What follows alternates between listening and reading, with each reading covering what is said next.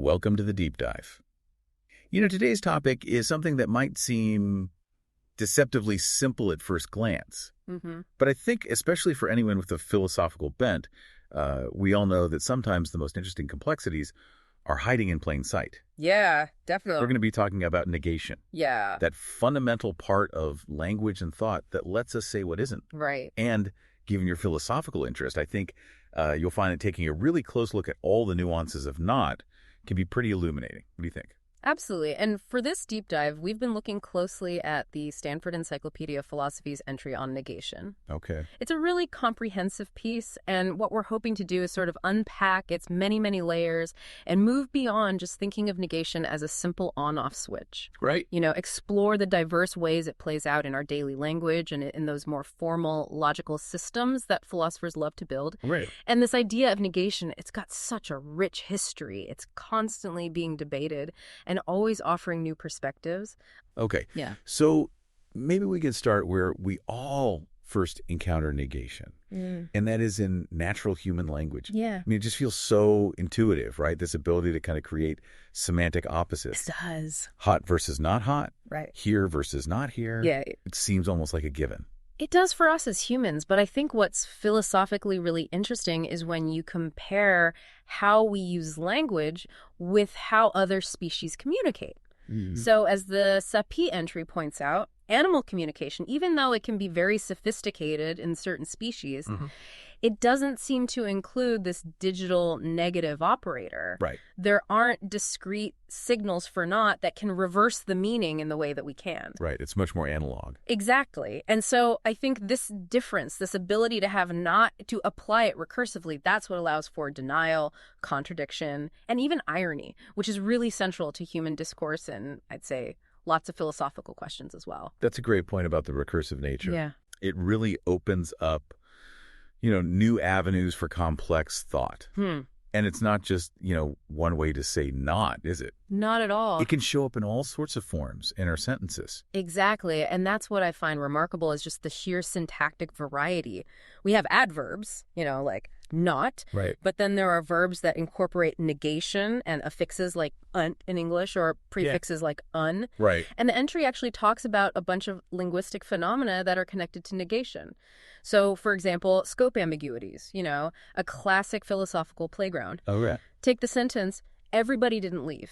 Right. Does that mean nobody left or that there were some who stayed behind? Right. The position and the influence of that one little negative word completely changes the meaning of the proposition. Right. Yeah. The scope flips the meaning entirely. And then you have those words where the negation seems almost like built into the word itself. Right. Yeah. Like nobody or never. Yeah, that's negative incorporation. And then you have these interesting cases of neg raising where I don't want to go. Well, that often implies I want not to go. Right. It's like, where does that negation logically belong? Right. And, of course, negative polarity items, any, ever, these words that only seem to occur when you have negation or sort of semantically similar environments. So it's a good example of how negation is sort of intertwined with all levels of language, from, the basic units of meaning to the structure of the sentence itself, and even how we learn language and process it. Right. It's so much more intricate than just sticking a knot in there. Yeah. So how have philosophers tried to wrap their heads around all of this? Well, the entry mentions Aristotle and his view. Okay. So Aristotle, in his work, in Categories and De Interpretatione, he saw negation as a form of denial. Okay. A apophysis. Okay. And for him, saying Socrates is not wise, that's denying the property of wise to the subject Socrates. Now, this is a different approach than the unary connective, something like, it is not the case that, which we see later on with the Stoics and Frege. Okay. Now, what's interesting, I think, from a philosophical point of view, is that Aristotle's perspective ties negation to that subject-predicate structure, which might actually be more in line with how we use negation in our everyday reasoning, rather than just this simple operator that just switches the truth value of a whole statement. That does feel a little more intuitive. Yeah. More anchored to kind of the structure of a thought. Right. But the entry mentions some challenges with this idea of representing negation using a simple operator that can be repeated, like not P. Right. What are the limitations there? Well, if you treat negation just as something that can be applied to a whole proposition, and you can just stack it endlessly, right? Right. Like, it is not the case. It is not the case that P. It can sometimes overlook how negation actually works inside a sentence. Right. Like with scope and negative incorporation. Right. Our language isn't always as neat as that on-off switch. Right. The nuances are often in the details of what we're actually saying. Right. Right. And there's always that feeling that affirmative statements and negative statements aren't really equivalent. Yeah. The entry talks about asymmetry between them. Absolutely. And that's an observation that's been around in Western philosophy for a long time. Even Plato, he considered negative sentences less valuable, less informative than affirmative ones. Interesting. Aristotle and Aquinas, they kind of echoed this idea and said that affirmatives are somehow prior, maybe ontologically. Being is prior to non-being. Right. Or epistemologically. You have to have an affirmation before you can understand a denial. Right. And even linguistically, because negatives seem to be formed by adding something to an affirmative. Yeah. So Paris is the capital of France just feels more kind of fundamental, more informative than Paris is not the capital of Spain. Yeah. Even though both are true. They are both true. Why is that philosophically interesting? Well, it raises these questions about the nature of truth and reality. Right. Is there a negative fact out there in the world that matches every true negative statement? Ooh. And it's not just about the information. Negative statements are often more marked. Right. Every language has negation, but very few have ways to specifically mark affirmations. And psychologically, they seem tougher to handle. We take longer to process them, and we make more errors. Really? Yeah. So this leads to the paradox of negative judgment. If a positive statement points to a positive fact, what does a negative statement point to? Right. Philosophers like Bergson, Wood, Wittgenstein, they've all wrestled with the nature of these so-called negative facts. It's like we're trying to define something by what it isn't, which philosophically can feel a little slippery. Absolutely. And the entry makes the point that negation isn't always about the speaker denying something. Right. How so? Well, think about a conditional statement like, if it doesn't rain, we'll go for a walk. Doesn't rain is clearly a negation, but the sentence itself isn't a denial. Right. It's more like a plan or a conditional promise. And Frege himself actually raised this point that, yes, our thoughts can have negative parts, but we don't need to think of them as, negative thoughts in some separate realm. Right. Negation can function in these unasserted contexts without the sentence being a denial. And, it even gets more complicated if you're trying to pin down negative thought when you have words like absent or fail, which have negation kind of built in. Right, right. So negation has really been a philosophical puzzle. It has. The entry even kind of jokingly calls it the Rasputin of the propositional calculus. It does have a way of resisting simple solutions, that's for sure. Right. But the discussion then moves to a more abstract idea of negation as this sort of fundamental way of expressing opposition. Right. And they bring up this cross-categorial view from Boolean algebra. Yes, by Keenan and Foltz. Right. Yeah. What's the philosophical significance of that? Well, their approach suggests that negation isn't just about propositions. It's a broader operation of opposition that can work across different grammatical categories like nouns and verbs and adjectives, similar to how conjunction and disjunction work. Okay. So they argue that not acts as this complement function within any set of meanings we're looking at. Okay. So the not in not happy works at a similar level to the not in it is not raining, Right. suggesting, a deeper shared logical structure beneath our language.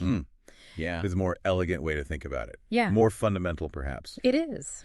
Now, something that always twists my brain a little bit is the whole idea of scope. Yeah. And the entry talks about wide versus narrow negation. Right. Can you shed some light on that for us? Sure. So wide scope, or as it's sometimes called, sentential negation, applies to the entire proposition. Okay. So think, it is not the case that Socrates is wise. Right. It covers the whole statement. Whereas narrow scope or constituent negation, that applies to just a part of the proposition. Okay. Like, say, the predicate in Aristotle's Socrates is not wise. Okay. So their not wise is seen as the property being attributed to Socrates. Right. And what's really crucial for philosophers here is that the truth conditions of these two forms, they can differ quite a bit. So it raises questions about the real logical form of our statements. Right. Like for Aristotle, Socrates is not wise. That might be false if Socrates just doesn't exist.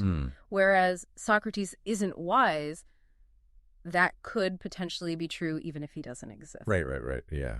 So there are subtle differences there. So the exact placement and the grammatical, encoding of the not, that carries a lot of logical weight. It really does. And the entry mentions this syntactic marker in English called negative inversion. Yeah. So when you have negation with a wide scope covering the whole sentence, you often see this in English like, with no job will I be happy. It inverts the auxiliary verb and subject, and that shows the negation affects the whole clause. Right. But then, with no job I will be happy, you can't have that inversion. Right. So that suggests that no job has a narrower scope there. Right. It's just modifying the conditions of the happiness. And, of course, it gets even more complicated when you have quantifiers like all and some and no. Right. And modalities like might and must. Mm-hmm. That interplay with negation leads to so many ambiguities. Right. And that's been a playground for philosophical and linguistic analysis. Right, like that classic philosophical one, all that glitters is not gold. Exactly. That ambiguity hinges on the scope of not. Absolutely. Okay. Let's move on to some more philosophical concepts. Right. The entry then carefully distinguishes between contrariety and contradiction. Yeah. Really important distinctions for any philosophical reasoning. Absolutely essential. And, it was Aristotle who laid out this key difference. So, contradictory opposites, they're mutually exhaustive and exclusive. Okay. One has to be true and the other has to be false. There's no middle ground. Okay. So, Socrates is wise and Socrates is not wise. Right. They can't both be true and they can't both be false. Right. But contraries, they can't be true at the same time, but they can be false at the same time. Okay. So an example would be Socrates is wise and Socrates is foolish. Right. Can't both be true, but he could be neither. Right. So contradiction is a much stronger form of opposition. Much stronger. What are the implications of that distinction when we're talking about negation? Well, contradictories, they completely divide the true and the false between them. Okay. The entry goes on to refine this a bit by talking about immediate and mediate contraries. Mm-hmm. So immediate contraries like odd and even, when applied to integers, there's no middle ground. It's going to be one or the other. Right. Mediate contraries, on the other hand, like black and white, those allow for a middle. Right. Gray isn't strictly black or white. Right. Now, importantly, neither type of contrary falls strictly under the law of excluded middle, which raises some interesting questions for logicians and metaphysicians. And this becomes relevant when we're talking about how negation works with sentences where the subject maybe doesn't exist, or where we're using concepts that aren't so clearly defined. Yeah, those vague terms. Vague terms, right. Yeah. So Aristotle himself said that with these immediate contraries, like A is not F, the truth value can depend on whether A actually exists or whether it's the kind of thing that can even be F. Mm-hmm. He uses the example like Santa is neither white nor not white. Might be true because Santa doesn't exist. Right. And with vague predicates, like bald or tall, right, you often find that A is neither F nor not F. That seems to be true in those borderline cases, right? And that challenges the straightforward application of the law of excluded middle that should hold for contradictories. Right, yeah. And, some philosophers even say that in those fuzzy areas, A could actually be both F and not F to some degree. Right. So we're moving beyond classical logic. Right. It gets into deep questions about the nature of existence and truth itself. Absolutely. Now, let's talk about how negation plays with presupposition, especially when we use things like proper names or definite descriptions. Yeah. The entry brings up this famous debate between Frege and Russell. Right. What was the core Yeah. of your disagreement regarding negation? The core of it was how they viewed the conditions under which a sentence is even meaningful. Okay. When can we say it's true or false? Okay. So Frege, he said that both an affirmative statement like Kepler died in misery and its negation, Kepler did not die in misery, they both presuppose that the name Kepler actually refers to someone. Okay. If Kepler didn't exist, neither sentence would be true or false. They just lack truth value. Cool. Russell, on the other hand, he was really into bivalent logic, where every sentence has to be either true or false. Right. So to make this work, he analyzed sentences with definite descriptions, like, the King of France is bald. Right. He didn't see those as simple subject-predicate statements. Okay. He thought they were hidden, existentially quantified statements. Okay. So, the King of France is bald is false, not because the king doesn't have hair, but because there is no King of France. Right. So the whole thing is false. But how did Russell handle, the King of France is not bald. Well, this is where he brought back scope ambiguity, which we talked about before. Right. He talked about narrow scope or internal negation. Okay. So the King of France is not bald. He interpreted that as there exists a unique King of France, and that individual is not bald. Okay. Now that's false too, right? Right. Because there's no King of France. Right. But then, with wide scope or external negation, it is not the case that the King of France is bald. That becomes true. Right. Because the embedded statement, there exists a unique King of France who is bald, that's false. Right. Now, Strawson, he leaned more towards Frege's intuition. Okay. He said that both the affirmative and negative sentences, they both presuppose there's a King of France. Okay. And if that's not true, well, the whole question of true or false, it just doesn't apply. Right. The sentences aren't true or false, they're truth valueless. So it's really a fundamental disagreement on how they saw the logical structure of those sentences and how negation relates to truth. Absolutely. It's all about how reference works. And the entry mentions different types of negation arising from this. Yeah. Presupposition preserving versus presupposition canceling negation. Yeah. So presupposition preserving, also called internal negation, that aligns with Frege and Strawson. Right. You know, if the presupposition fails, like if the referent doesn't exist, the sentence just doesn't have a truth value. Right. But presupposition canceling or exclusion negation, which is kind of like Russell's wide scope, that always gives you a truth value. Right. Either true or false. Okay. So it is not the case that the King of France is bald. That's true under this view because there is no bald king. Right. And, you know, this whole debate has had a big influence on the development of non-bivalent logics, you know, logics that can handle those gaps in truth value. Okay. So we've talked a lot about the theory, but how does this actually work in practice, you know, with real language use? Well, the entry talks about this idea of pragmatic strengthening. Right. How a negation can be strengthened in everyday conversation. Mm. So we might start with a logical contradiction, but we often interpret it as more of a contrariety. Right. And as philosophers, we always love those moments where formal logic and everyday use kind of diverge. Right. There's that gap. Exactly. There's a great quote from Bosanquet. I think it captures this nicely. He said, "The essence of formal negation is to invest the contrary with the character of the contradictory." So we tend to interpret a formally contradictory negation as implying a stronger contrary. Okay. Yeah.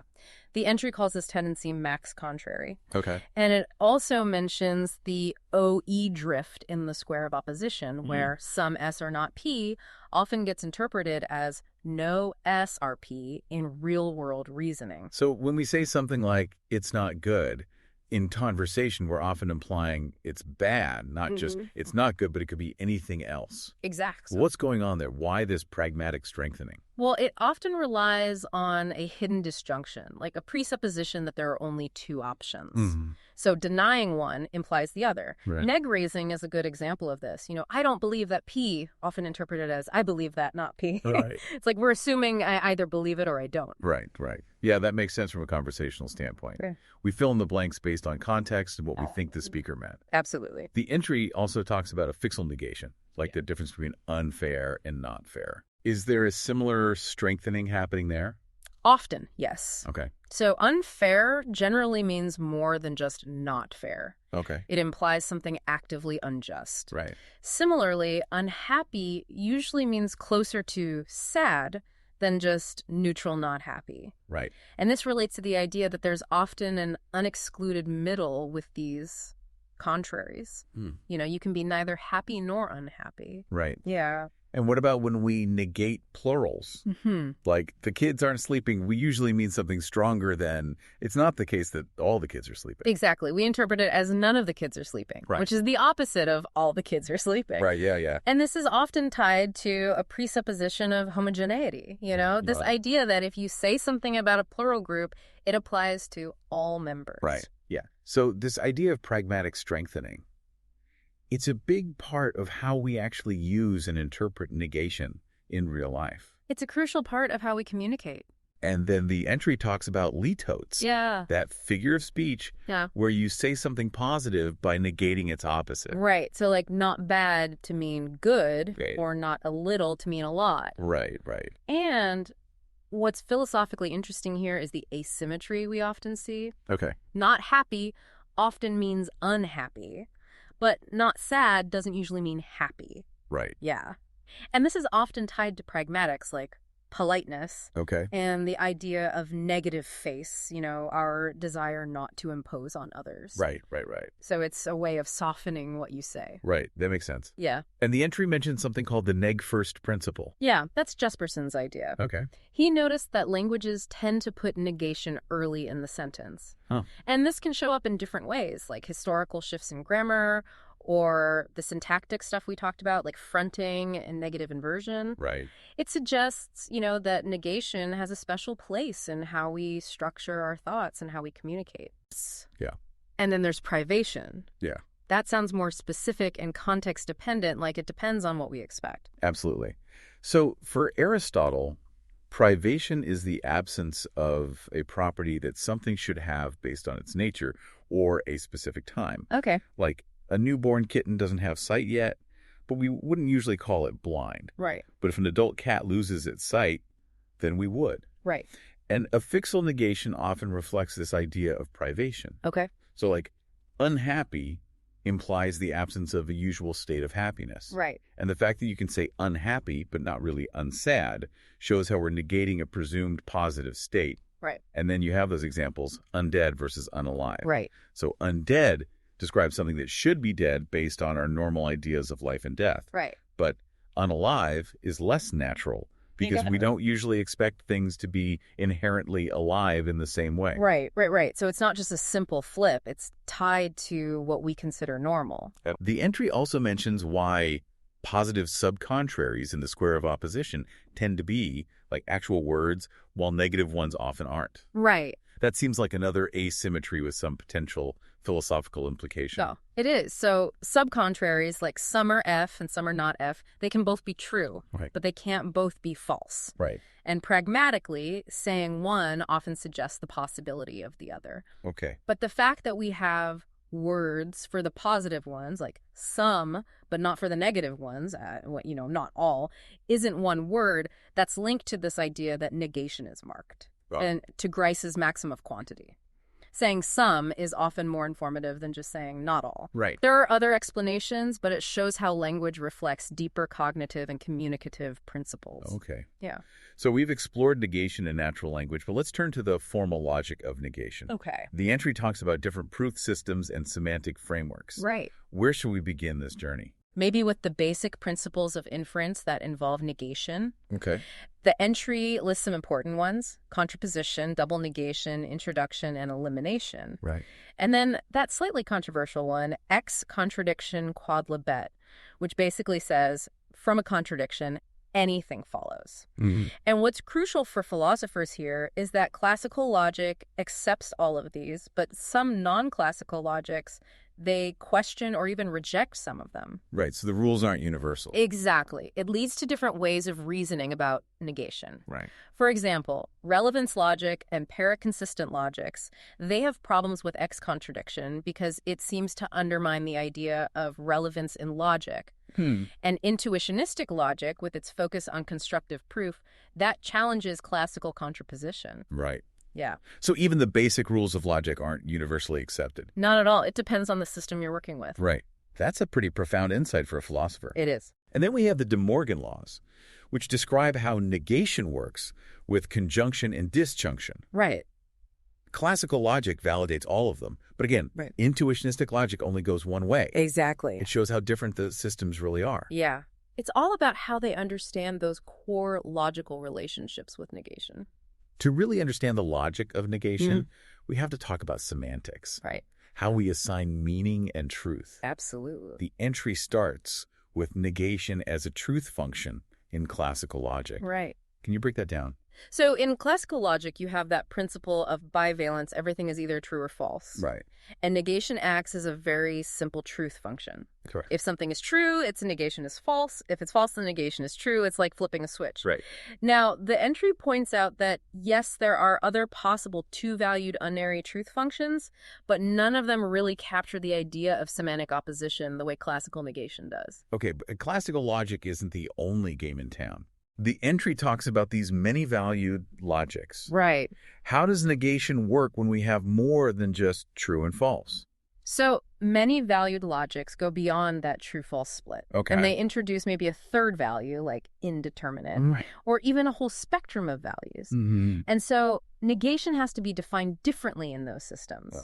For example, in Łukasiewicz logic, you might define negation of a proposition as 1 minus its truth value. Okay. So if it has a truth value of like 0.5, its negation would also be 0.5. Right. Klein's three-valued logic, that has its own truth table for negation. Yep.